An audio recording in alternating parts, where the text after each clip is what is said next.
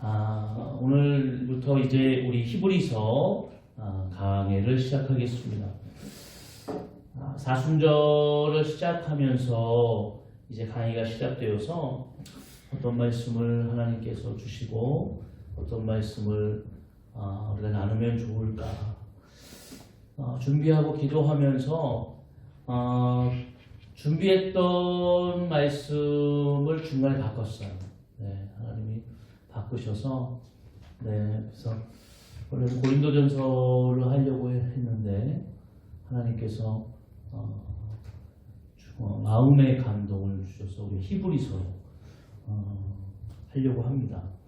쉽지 않은 책이고요. 저도 이제 하면서 저도 더 깊이 하나님의 뜻을 깨닫고 우리 성도들도 그 안에서 주시는 하나님의 그 지혜와 또 우리를 향하신 하나님의 놀라운 계획과 뜻을 깨닫는 시간이 되어지기를 원합니다. 오늘은 서론 시간입니다. 그래서 우리가 하나님께서 왜 히브리서를 우리에게 공부하게 하시는가 이런 내용을 한번 좀 생각을 좀 해봤으면 좋겠어요. 히브리서를 공부하게 하시는 이유가 무엇인가?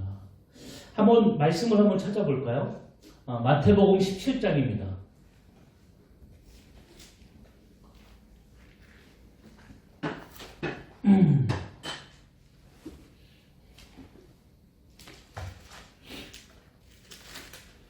마태복음 17장 4절 5절 우리 한 목소리로 합독합니다. 베드로가 예수께 여쭈었는데 주여 우리가 여기 있는 것이 좋사오니 만일 주께서 원하시면 내가 여기서 초막셋을 줄 때 하나는 주님을 위하여 하나는 모세를 위하여 하나는 엘리야를 위하여 하리이다. 말할 때에 오늘의 빛난 구름이 그들을 덮으며 구름 속에서 소리가 나서 이르되 이는 내 사랑하는 아들이요 내 기뻐하는 자니 너희는 그의 말을 들으라 하시는지라. 아멘. 여러분 이 내용은 베드로가 예수님을 통해서 오늘 지금 거하는 곳이 너무 행복하고 좋은 겁니다. 네. 그래서 베드로가 너무 좋으니까 여기서 계속 살았으면 좋겠다 이런 마음으로 표현한 것이 뭐냐면 장막셋을 짓고 싶습니다. 초막셋을 짓고 싶습니다. 그래서 하나는 주님을 위해서, 하나는 모세를 위해서, 하나는 엘리야를 위해서 짓겠다. 그렇게 얘기했어요. 주님을 위해서 짓고 또 이스라엘 백성들에게 있어서 모세라는 존재는 아주 큰 대상이죠.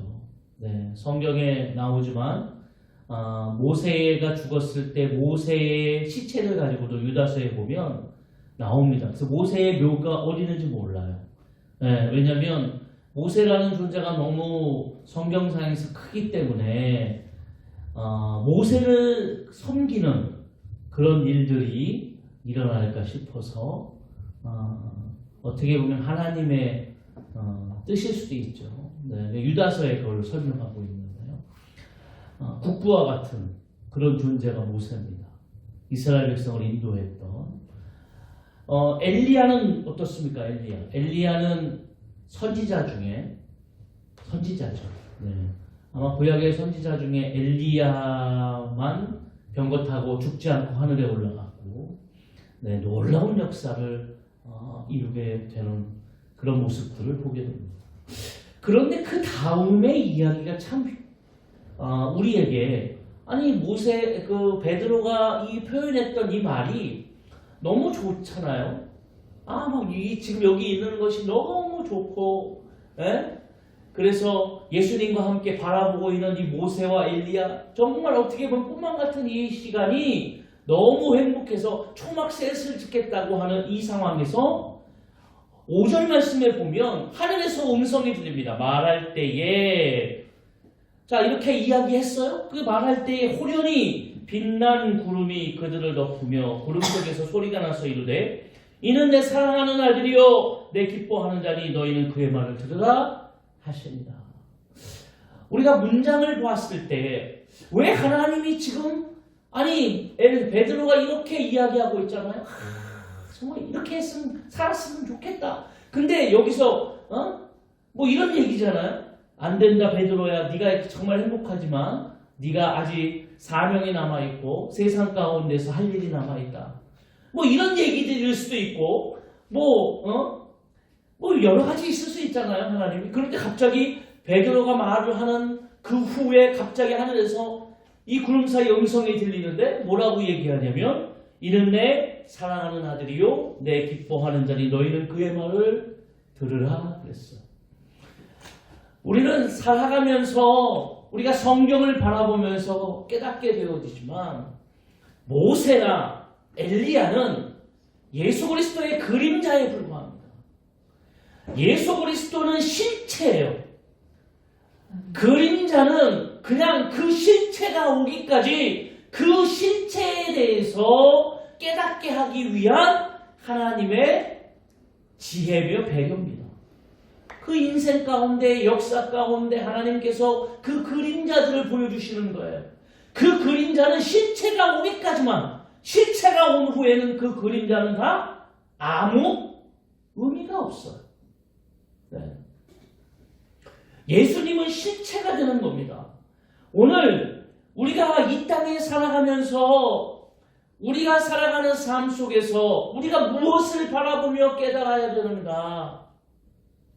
우리는 신앙을 갖는다고 하고 하나님께 예배한다고 하고 주님 앞에 나옵니다. 여러 가지 모양으로 우리가 하나님 앞에 신앙을 고백하죠. 근데 중요한 것은 우리가 예수 그리스도에 대해서 얼마나 깊이 생각하고 바라보고 있느냐, 이게 너무나 중요한 거예요. 베드로에게 하나님께서 하고 싶은 얘기는 베드로야 예수 그리스도가 누구인지 아느냐? 예수 그리스도가 누구인지 아느냐? 깨닫게 하기 위함이에요. 예수 그리스도는 너희의 실체다. 오실 실체다. 그래서 오늘 이 베드로가 가졌던, 왜 베드로가 알아야 되는 이 실체에 대한 이야기가 히브리서에 나와요. 히브리서를 공부하면 그래서 이 베드로에게 하나님이 말씀하셨던 것처럼 이 시대 속에서 우리가 그림자가 아닌 실체를 바라보고 붙들어야 되는 그런 지혜와 깨닫는 역사들이 우리 가운데에 분명히 임할 줄로 믿습니다. 왜 그렇습니까? 여러분, 지금 현대 사회에서 교회가 가지고 있는 여러 가지 문제 중에 지금 굉장히 교회에서 어려움을 겪고 있는 문제들이 뭐냐면 종교다원주의입니다. 이게 우리가 지금 교회 사이에서나 신앙인들 사이에서 교묘하게 이 안에 거하고 있어요.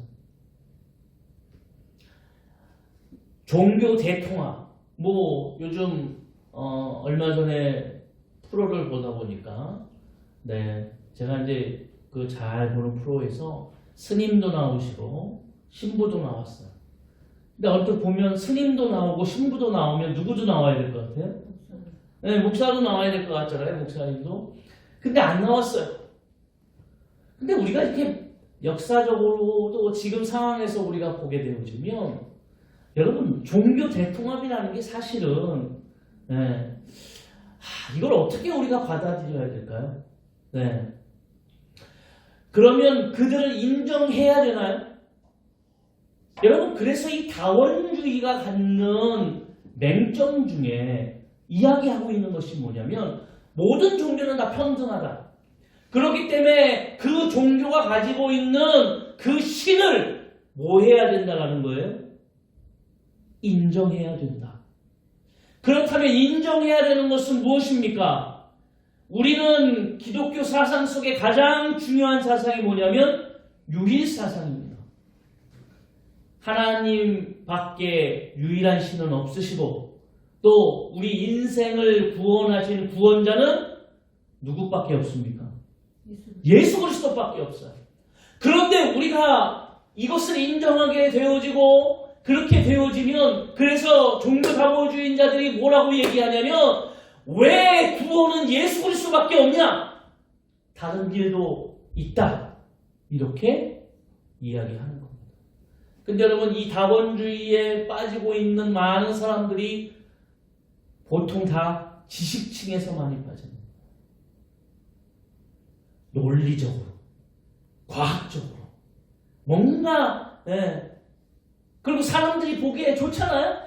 왜 종교가 너희는 이단이라고 하고 저 종교는 안 된다고 하고 그냥 종교를 다 인정하고 하나 되어지고 그래서 부처님 오신 날에는 교회가 가가지고 거기서 같이 함께 즐거워해주고 또 크리스마스가 되면 또 불교의 사람들이 크리스마스 교회 와서 같이 즐거워해주는 이론적으로 우리가 바라볼 때에는 정말 이상적으로 보이지만 영적인 어떤 진리로 바라본다면 문제가 있는 겁니다. 그래서 오늘 히브리서 기자는 이렇게 고백하고 있어요. 찾아볼까요? 히브리서 9장입니다.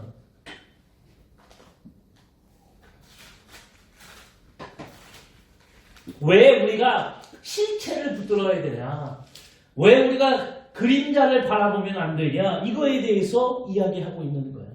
히브리서 9장 19절 우리 22절까지 한 목소리로 합독하겠습니다. 모세가 율법대로 모든 계명을 온 백성에게 말한 후에 송아지와 염소의 피 및 물과 붉은 양털과 무술초를 취하여 그 두루마리와 온 백성에게 뿌리며 이르되 이는 하나님이 너희에게 명하신 언약의 피라 하고 또한 이와 같이 피를 장막과 섬기는 일에 쓰는 모든 그릇에 뿌렸느니라. 율법에 따라 거의 모든 물건이 피로써 정결하게 되나니 피 흘림이 없은즉 사함이 없느니라. 아멘.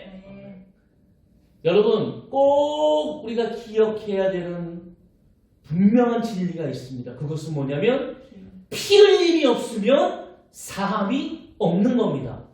왜 예수만이 진정한 구원자고 유일한 구원자가 되시냐면 예수 그리스도만이 그 자신이 사랑하는 자신의 모든 만민을 위해서 목숨을 십자가에 들여 희생하시고 희생제물로 피 흘리셨기 때문입니다. 우리는 피값으로 산 존재예요. 그래서 오늘 우리가 왜 히브리서를 공부를 해야 되냐? 이것은 이 시대 속에서 우리가 무엇을 바라보고 무엇을 깨닫고 우리에게 오늘 어떤 하나님의 말씀을 통해서 우리가 올바로 순종하며 나아가야 되는가를 분명히 깨닫게 하는 줄로 믿습니다. 근데 이게 전제 조건으로 우리가 깔고 그리고 이제 들어가겠습니다. 그러면 히브리서 저자는 누구냐? 히브리서 저자는 굉장히 많은 사람들이 호명이 됩니다. 히브리서는 어떤 사람은 사도 바울이 저자다 그렇게 얘기하는 사람들이 있어요. 그거는 13장에 보면 디모데가 나오는데 그래서 사도 바울이 저자가 아닌가. 그런데 이 사도 바울이 그 저서를 쓸 때 가지고 있는 특징이 있습니다. 그게 뭐냐면 사도 바울은 그 자기가 쓴 책에 보면 꼭 서론에 처음에 보면 자기가 그걸 썼는지에 대해서 정확히 씁니다. 뭐 예수님의 부름을 받은 종, 뭐 바울은 뭐 이렇게 하든지 꼭 그렇게 써요. 그 다음에 두 번째는 뭐냐면 히브리서가 가지고 있는 이 문체인데요. 히브리서는 간접화법을 쓰고 있어요. 간접화법. 그러니까 직접 이게 이렇다 내가 이렇게 깨달았다가 아니라 간접적으로 이것을 하나님이 그렇게 말씀하셨다. 간접화법을 쓰거든요. 그런데 바울의 모든 서신과 바울이 쓴 그 성경에 보면 바울은 직접화법을 사용합니다. 바울은 자기가 깨달은 말씀, 자기가 보았던 것, 이것을 정확하게 이야기하고 있는 것이 바울의 서신이에요. 그러니까 바울이 쓴 것은 아니에요. 뭐 그러면은 뭐 베드로가 썼다. 네, 아볼로가 썼다. 뭐 여러 가지가 있지만 사실은 정확하지가 않아요. 누가 썼는지 정확하지가 않아요. 그래서 우리는 여기서 보면 이거 누가 썼지? 예. 근데 오리겐이라는 이 당시 교부인데요. 이 사람이 뭐라고 얘기했냐면 이렇게 얘기했어요. 히브리서는 누가 썼는지 하나님만 아신다. 네. 저도 그냥 이렇게 저자는 결론을 맺겠습니다. 누가 썼는지는 하나님만 아신다. 네. 그리고 히브리서는 조금 우리가 볼 때 이 히브리서가 가지고 있는 히브리서 처음에 딱 시작을 하면은 서론이 없어요. 쉽게 얘기하면 서로 뭐 인사를 하고 뭐 이런 게 없어요. 소개하고 이런 게 없어요. 그냥 처음 시작하자마자 뭐가 시작되냐면 설교 문체로 설교가 시작됩니다.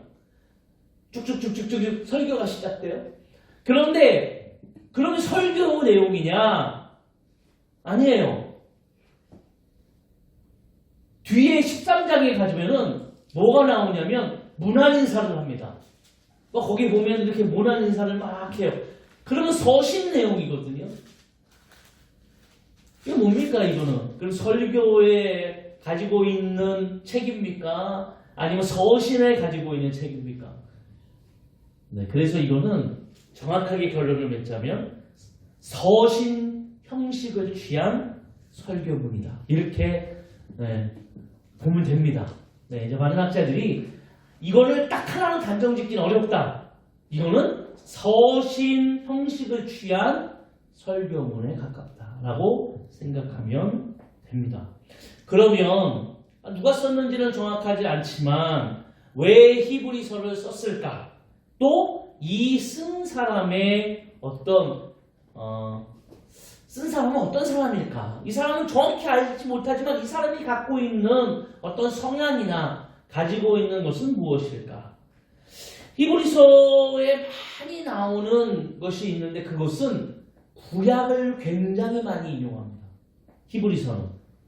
그리고 그 중에 많이 나오는 것이 있는데 그게 뭐냐면 제사법입니다. 그래서 히브리서에 하나의 별명이 있는데 그것은 뭐냐면 신약의 레위기라는 별명이 있어요. 네. 그래서 이 히브리서가 가지고 있는 이 쓴 사람의 성향은 이 사람은 구약에 아주 능통한 사람이다.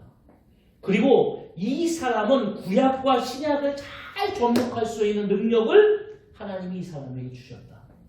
그래서 히브리서는 구약과 신약을 잘 접목해서 그 히브리서의 잘 녹여놓음을 통해서 우리가 그 가운데에 놀라운 하나님의 비밀과 지혜를 깨닫게 되는 줄로 믿습니다. 이런 내용이에요. 구약을 그러고 많이 인용했다고 그랬잖아요. 자, 오늘 보면 우리가 읽지는 않았지만 본문은 아니지만 히브리서 1장 5절에 보면 1장 5절에 하나님께서 어느 때 천사 중에 누구에게 너는 내 아들이라 오늘 내가 너를 낳았다 하셨으며 또 다시 나는 그에게 아버지가 되고 그는 내게 아들이 되리라 하셨느냐 이거 있잖아요. 이게 구약이 두 개나 섞인 내용이에요. 인용을 두 개나 했습니다. 시편 2편 7절인데 내가 여호와의 명령을 전하노라 여호와께서 내게 이르시되 너는 내 아들이라 오늘 내가 너를 낳았도다. 사무엘하 7장 14절 나는 그에게 아버지가 되고 그는 내게 아들이 되리니 그가 만일 죄를 범하면 내가 사람의 매와 인생의 채찍으로 징계하려니와 두 가지가 되어 있고요. 또 6절에 보면 또 그가 맏아들을 이끌어 세상에 다시 돌아오게 하실 때에 하나님의 모든 천사들은 그에게 경배할지어다 말씀하시며 이것은 시편 97편 7절입니다. 조악한 신상을 섬기며 허무한 것으로 자랑하는 자는 다 수치를 당할 것이라. 너희 신들아 여호와께 경배할지어다. 이런 구약의 내용들을 이렇게 잘 버무려 놨어요. 인용을 계속해요. 7절도 구약의 내용, 8절도 구약의 내용. 이 구약의 내용들을 잘 인용을 했어요. 그래서 그 구약의 내용을 인용하면서 우리가 이 시대 속에서 신약 시대 속에서 우리가 무엇을 깨닫고 살아야 되는가? 말하자면 구약에서 하나님이 말씀하신 그 말씀의 내용들을 통해 우리에게 오늘 어떤 삶을 살아야 되는가의 깨달음을 깨닫게 하는 그런 책으로 우리에게 느껴지게 되는 겁니다. 구약을 많이 이용했어요. 그렇다면 이렇게 구약을 많이 인용한 또 구약과 신약에 능통한 이 저자는 누구를 대상으로 썼을까? 이 대상은 히브리서는 원래 제목이 아니에요.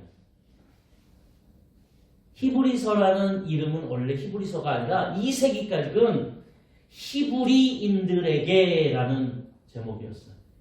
그런데 이제 2세기 후에 정경을 만들고 우리가 하면서 이것을 히브리서 이렇게 명하게 된 겁니다. 그러니까 그 전까지는 뭐예요? 히브리인들에게라는 제목이에요. 그러니까 쉽게 얘기하면 라우저 독자는 히브리인들입니다. 그런데 여기서 히브리인들을 우리가 그 당시 히브리서가 시작되면서 그 당시 히브리인들을 우리가 보게 되어주면 세 가지의 종류로 히브리인들을 나열할 수가 있어요. 첫 번째 히브리인들은 누구냐면 정통 유대인입니다. 지금도 이스라엘 땅에 살고 있는 유대인들, 유대교를 믿는 정통 유대인들, 팔레스타인 땅에 사는. 두 번째는 고향을 떠나 어떤 이유인지 부모를 따라서 혹은 여러 가지 상황 속에서 고향을 떠난 디아스포라. 고향을 떠난 유대인들. 이 디아스포라인데 특히 이 디아스포라 중에 로마 제국의 아래에 편제되어 사는 사람들. 그러니까 뭐 끌려갔든지 뭘 어떻게 했든지 뭐 돈을 벌러 갔든지 팔레스타인 땅을 떠나서 로마 제국 편제 아래. 로마 제국이 엄청 컸으니까요. 거기에 살던 사람들. 그리고 마지막 세 번째는 유대교를 믿었어요. 네. 근데 이 사람들은 어디에 대부분 살았냐면 로마에 살았습니다. 로마 제국하에 살았어요. 그런데 원래는 유대교를 믿었는데 이 사람들이 예수 그리스도를 통해 그 당시에 초대교회를 통해서 뭐한 사람들이에요? 기독교로 개종한 사람들. 그러면 오늘 히브리서는 이 세 가지의 히브리인 중에 어떤 독자에게 썼을까요?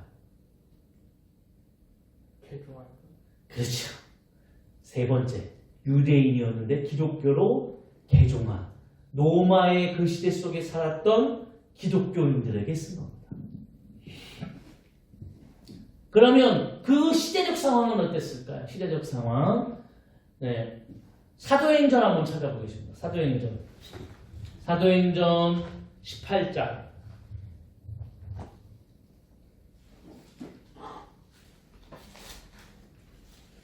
오늘 우리가 첫 시간이니까 어차피 서론식으로 여러 가지 한번 찾아보면서 사도행전 18장 우리 1절부터 3절까지 합독하겠습니다. 그 후에 바울이 아덴을 떠나 고린도에 이르러 아골라라 하는 본도에 간 유대인 한 사람을 만나니 글라우디오가 모든 유대인을 명하여 로마에서 떠나라 하므로 그가 그 안에 브리스길라와 함께 이달리아로부터 새로 온지라 바울이 그에게 감해 생업이 같음으로 함께 살며 일을 하니 그 생업은 천막을 만드는 것이니라. 아멘. 바울의 동역자였던 브리스길라와 아골라. 그런데 여기서 보면 남편은 아골라입니다. 근데 이 남편은 이렇게 생각하면 돼요. 브리스길라라는 이 이름은 로마의 귀족 출신, 그러니까 로마의 명문가의 이름이에요. 그러니까 이 브리스길라라는 이 여자는 누구예요? 로마에 살던 로마 사람이에요. 아주 명문 귀족입니다. 그런데 이 사람이 이제 로마에서 뭐 한 겁니까? 기독교를 믿은 거예요. 개종한 겁니다. 너무 기독교를 믿었어요. 그런데 이게 아굴라가 되게 웃겨요. 아굴라. 이게 정말 여기서 보면 이걸 보니까 제가 야, 이런 역사적 배경이 있는데 아굴라는 뭐냐면 유대인인데요. 이 아굴라라 이름은 로마식 이름이에요. 그런데 이 로마식 이름이 뭐냐면 로마에서 노예로 잡혀왔다가 자유가 된 사람을 부를 때 아굴라라는 이런 식의 이름을 붙인다는 거예요. 그러면 뭐예요? 유대인인데 아굴라 땐지 아버지 땐지 그 위 땐지 모르지만 뭐 하는 거예요? 로마로 노예로 잡혀왔어요. 노예 생활을 하던 이 자가들이 어떻게 됐다고요? 자유를 얻었어요. 네, 그러니까 노예는 아니에요. 근데 자유를 얻었어요. 그리고 이 사람은 유대인이에요. 그런데 이름이 그래서 아굴라예요. 그러니까 유대인식 이름이 아니라 로마식 이름이에요. 아굴라. 네. 성경은 그대로 썼어요. 그래서 이 이름을 보면서 느낄 수 있는 건 뭐예요? 아, 이 사람은 노예 가문이었구나. 그런데 어떻게 브리스길라를 만났지? 브루스길라는 뭐라고요? 명문 귀족 가문이에요. 야, 여기에 아마 나오진 않았지만 성경에 정확히 그런 건 나오지 않는데 근데 나오진 않았지만 이 두 사람의 러브 스토리는 그렇게 쉽지 않았겠다. 아마 뭐 야반 도주를 했든지 뭐 어떻게 굉장히 많은 그런 어려움을 겪게 되지 않았을까 싶습니다. 그런데 이 두 사람이 이제 그 역사적 상황에 보면 원래 어디 살았어요? 그런데 이달리아가 어디예요? 로마. 이달리아는 로마를 얘기하는 거예요. 로마에 살았어요. 그런데 어디로 지금 이주했어요? 고린도. 왜 고린도로 이주했냐면 여기 보면 글라우디오라고 하는 그 당시에 황제가 있는데 로마의 4대 황제입니다. AD 41년부터 54년까지 통치를 했는데요. 이 황제는 2대 황제인 티베리우스라는 황제의 조카입니다. 처음에는 이 글라우디오라는 이 황제가 예배도 드리게 하고 처음에는 조금 이렇게 기독교인들이나 이 유대인들에게 좀 쉽게 얘기하면 잘했어요. 그런데 오늘 어느 날 이 배경은 뭐냐면 로마에 살아가고 있는 아까도 얘기했지만 디아스포라 유대인들 그들과 예수 그리스도와 초대교회의 역사를 통해서 개종한 기독교인들 이 두 집단이 소동을 일으키는 겁니다. 바울 시대에 우리가 사도행전을 보게 되면 막 굉장히 시끄럽거든요. 유대인들은 뭐 합니까? 기독교인들을 막 핍박하고 기독교인들은 또 막 거기에 도망가고 그래서 카타콤이나 뭐 이런 막 그러면서 막 그런 일들이 있어요. 막 소동이 막 일어납니다. 그러니까 이런 배경을 통해서 이 황제가 이 유대인들과 기독교인들을 핍박합니다. 그리고 처음으로 뭘 하냐면 로마에서 다 쫓아내버려요. 다 모든 그래서 이들이 쫓겨서 오늘 역사적 배경 속에는 이게 이제 박해의 시작이에요. 그리고 이 글라디우스 황제 뒤에 5번째 황제가 누구냐면 네로입니다. 네로 황제 때 어떤 일이 일어나냐면 네로는 절정에 이릅니다. 박해의 절정에. 어떻게 절정에 일어나죠? 막 기독교인들을 그렇게 막 숨고 막 그 카타콤이나 막 지하동을 숨었던 사람들을 가서 막 잡아와가지고 어디다가 그들을 풀어놓습니까? 콜로세 원형 경기장에 거기다 사자밥으로 막 주고 막 죽여버리죠. 막 이걸 누가 했냐면 네로가 있어요. 네로가. 글라디우스 황제는 그렇게 하진 않았어요. 그냥 내어쫓고 재산을 몰수했어요. 근데 네로는 절정에 이르러서 막 죽입니다. 근데 여러분 이 일이 있는 동안에 어떤 일이 일어나게 되냐면 한번 찾아볼까요? 히브리서 10장입니다.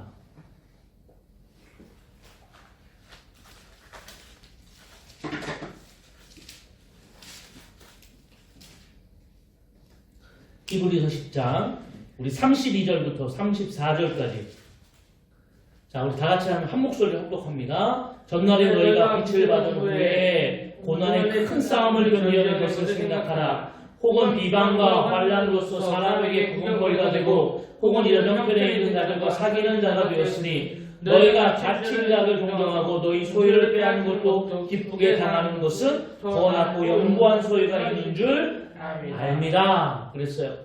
여기 뭐라고 그랬냐면 처음에 이 기독교인들이나 이 사람들이 막 핍박을 받아요. 이 기독교인들이 막 순교를 당합니다. 근데 어떻게 했냐면 오늘 히브리서 10장 32절에 얘기한다고 잘 견뎌냈어요. 처음에는 잘 견뎌냈습니다.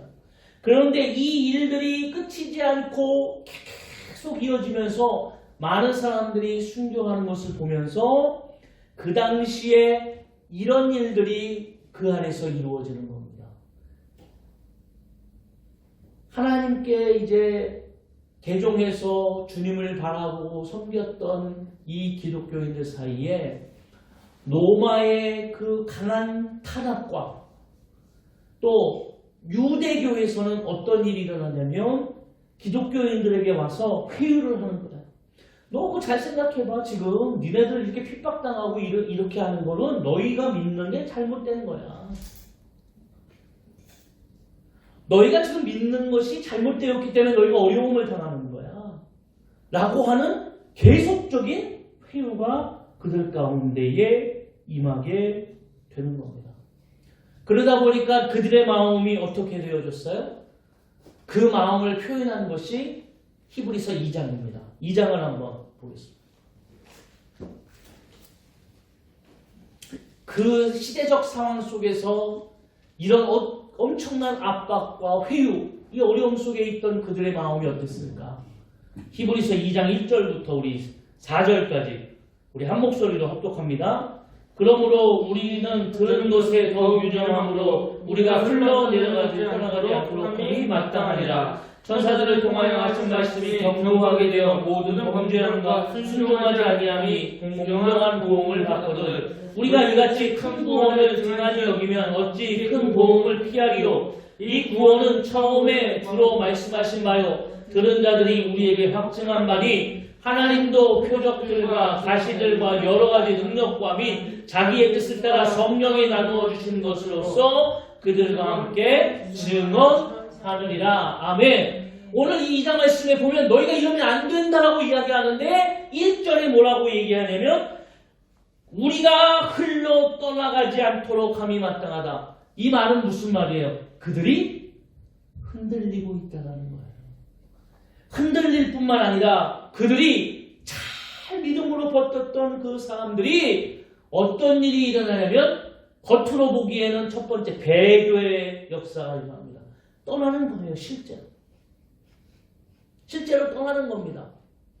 또 하나는 영적인 그 피로감을 통해서 그들이 자꾸 어떤 것을 얘기하는 거예요? 정말이냐? 이게 내가 믿는 게 잘못된 것인가? 내가 이거 잘못 판단한 것인가? 잘못 선택한 것인가? 라고 하는 의구심이 계속 그 안에서 이루어지게 되는 겁니다. 그들에게 그렇기 때문에 히브리서 기자는 이렇게 권면하고 있어요. 13장 22절 형제들아 내가 너희를 권하노니 권면의 말을 용납하라. 내가 간단히 너희에게 썼느니라. 여기서 권면의 말이라고 하는 이 얘기가 뭐냐면 설교를 뜻하는 겁니다. 뭐예요? 내가 너희에게 하나님의 말씀을 지금 깨닫게 하는 그 말씀을 들려줄게. 중심을 잡아야 돼. 깨달아야 돼. 두 번째 13장 18절부터 보면 우리를 위하여 기도하라. 우리가 모든 일에 선하게 행하려 함으로 우리에게 선한 양심이 있는 줄을 확신하노니 19절 내가 더 속히 너희에게 돌아가기 위하여 너희가 기도하기를 더욱 원하노라. 뭐 하라는 거예요? 우리 기도하자 그 말이에요. 말씀과 기도함을 통해서 오늘 우리가 이 시대 속에서 역사적인 시대 속에서 겪고 있는 이 어려움을 우리가 능히 이겨야 된다. 히브리서를 통해서 지금 이야기하고 있는 겁니다. 그렇다면 이렇게 한번 생각해 보겠습니다.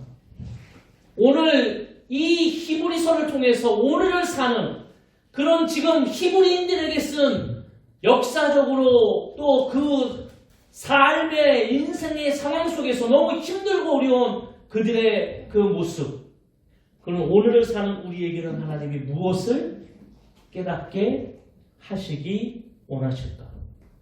여러분 보면은요,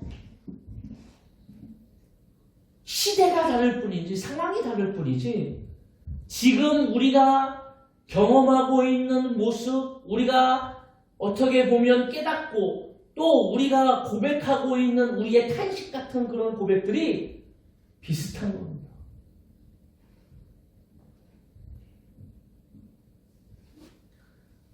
여러분, 이들은 하나님의 놀라운 역사를 보았던 사람들이에요.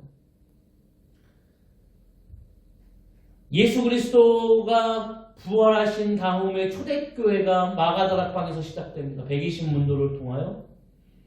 그리고 그 초대교회의 오순절의 놀라운 역사를 보았던 그들은 기적과 같은 역사를 이룹니다. 베드로가 한 번 설교할 때 5,000명씩 회개하는 역사들이 임했고요. 초대교회는 날로 부흥했습니다. 날로.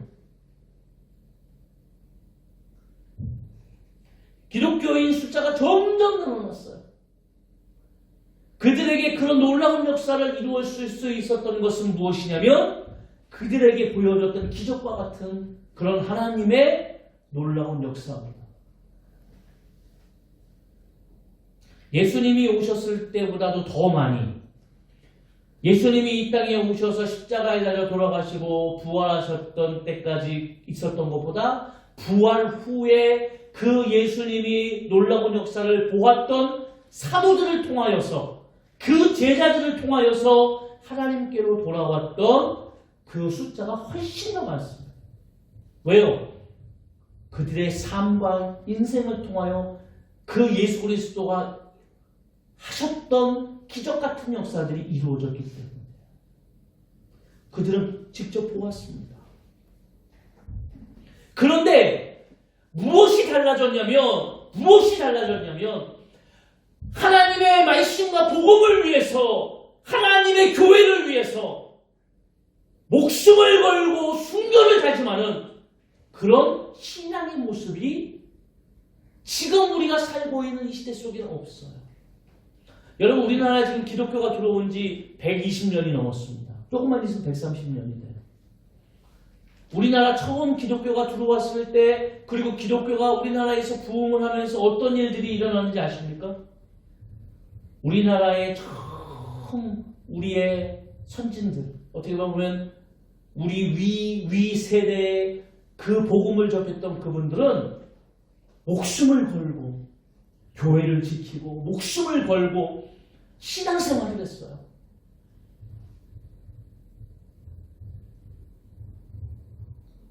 목숨을 걸고 주님의 복음을 위해서. 그래서 그들이 정말 귀한 거예요. 막 제가 부러워하는 사람들이 별로 없는 물론 이제 있긴 있죠. 네. 그런데 정말 부러운 분들은 제가 이제 예전에 이렇게 교회에서 이렇게 하다 보면 그런 거 고백하는 분들이 있어요. 목사님, 저희 할아버지가 교회를 지으셨어요. 우리 땅에. 지금도 있어요. 강화도에 가면. 실제로 가보는데 거기 할아버지가 그 땅에 처음 우리 교회가 들어왔을 때 거기다 교회를 지으셨어요. 100년도 넘어. 그러니까 강화도에 가면 100년도 넘어 막 교회들이 막 있어요. 막 100년 가까이 된 교회들이 엄청 많아요. 그 당시 처음 초대에 우리 들어왔을 때, 그쪽으로 들어왔을 때 사람들이 막 핍박하고 했지만 그래도 믿음을 지키고 막 그러면서 보여지는 게 뭡니까? 그 후손들이 참 하나님 안에서 잘 됩니다. 근데 중요한 건 뭐예요? 그 할아버지 할머니들이 지켰던 그 신앙, 가졌던 그 믿음을 후손들이 지금 가지고 있다는 거예요. 그 핍박 속에서, 일제의 탄압 속에서, 독립운동이라는 그 어려움 속에서, 여러분, 독립운동에 우리가 보면 믿는 사람, 신앙을 가졌던 그 사람들이 얼마나 많이 나라를 위해, 국가를 위해, 어떻게 보면 이것이 하나님의 뜻이라고 생각하면서 얼마나 순교를 많이 했는지 몰라요. 그런데 지금 이 시대 속에서 우리가 볼 때에 그런 역사들이 있다는 거죠. 아니요? 이런 얘기하면 그렇게 얘기할 거예요. 요즘 젊은 층이나 요즘 신앙생활 하는 분들이 아니 목사님 그 시대에 뒤떨어진 얘기예요. 언제적 순교를 얘기하시고 언제적 막 아니 여러분 목숨을 내놓으라고 순교를 다짐하라고 하진 않겠어요. 그런데 중요한 건 우리가 최선을 다해야 되지 않을까. 그래도 내게 맡겨진 이 일을 위해서 내가 그래도 최선을 다했다라고 해야 되지는 않을까.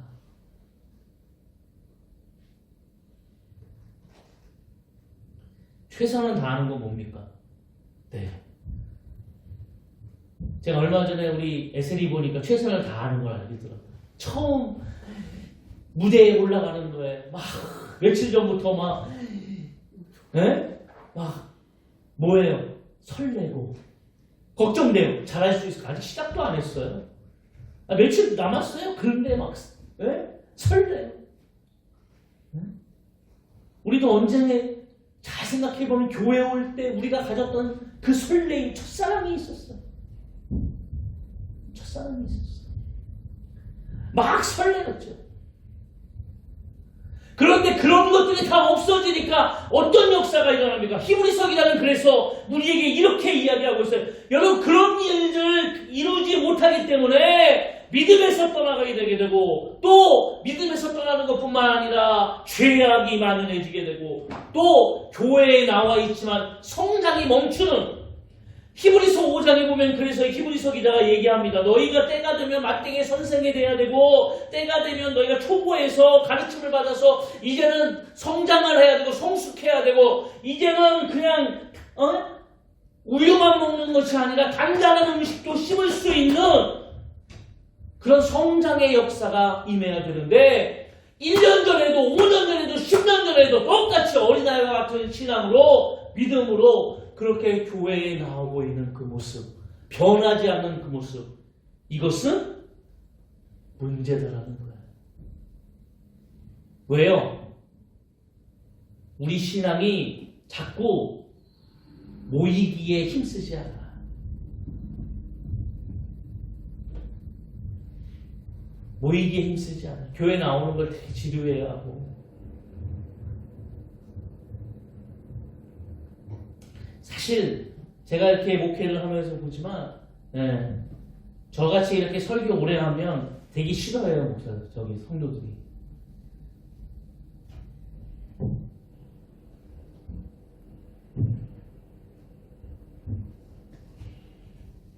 그래서 오늘 우리 이 시대를 살아가고 있는 우리에게 히브리서 기자는 이렇게 권면하고 있습니다. 하나 찾아보겠습니다. 히브리서 10장 23절입니다.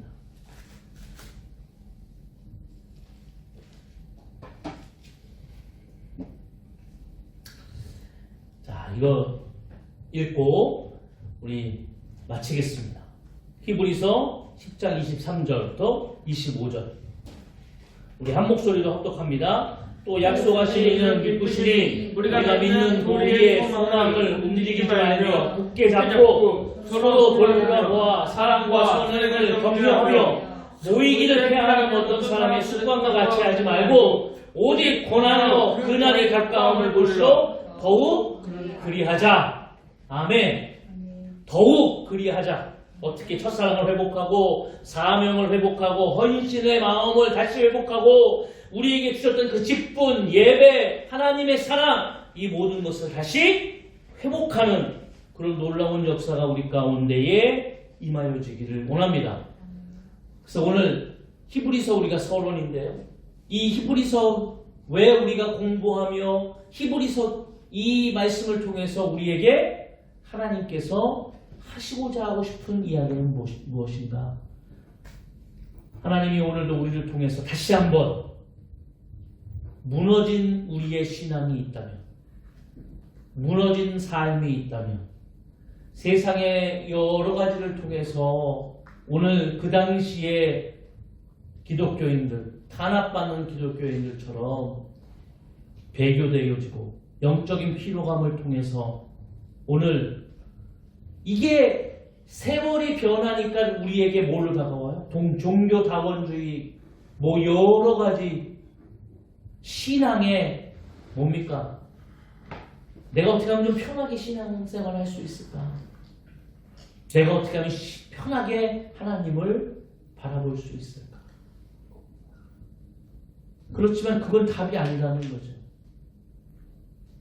히브리서는 우리에게 예수 그리스도의 십자가의 그 사랑, 그 예수 그리스도의 십자가를 통해서 오늘도 그 은혜와 사랑을 지키기 위해, 복음을 지키기 위해, 교회를 지키기 위해 순교하며 최선을 다했던 믿음의 선진들처럼 우리가 서로를 격려하면서 교회가 그 일들을 감당해야 될 줄로 믿습니다. 우리 말씀이 오늘 우리 사랑의 날카로운 온마음 교회를 통해서 드러날 수 있기를 원합니다. 제가 이게 참 놀라운 거 아닙니까?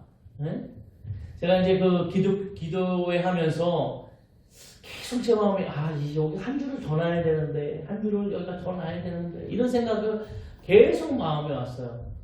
야, 근데 돈인데 이걸 어떻게 감당하나.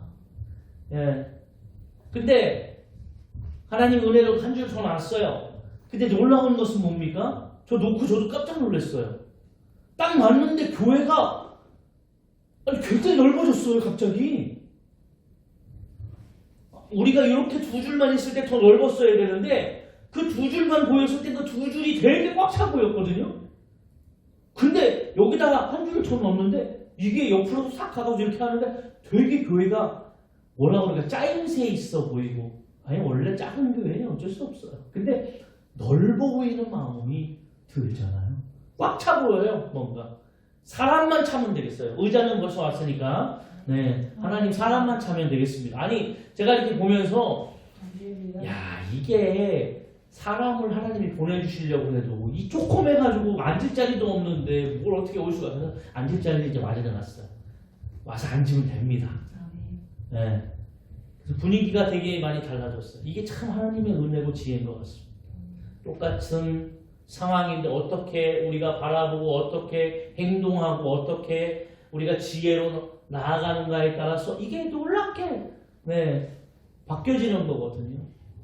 아무튼 우리 인생 가운데, 우리의 삶 가운데 오늘 히브리서를 통해서 이제 다음 주부터 우리가 회복의 역사, 또 하나님을 더욱 우리가 깨닫는 그런 놀라운 역사가 우리를 통해서 분명히 증거되어지기를 원합니다. 그래서 오늘 예수 그리스도를 통해서 말씀하셨던 그 하나님의 말씀이 오늘 우리 가운데에 이제 또 드러나기를 주의 이름으로 소망합니다. 한 주간 승리하시고 오늘도 이제 결단하면서 찬양하겠습니다. 우리 원하고 바라보고 기도합니다. 이 세상을 사랑하는 영혼, 이 세상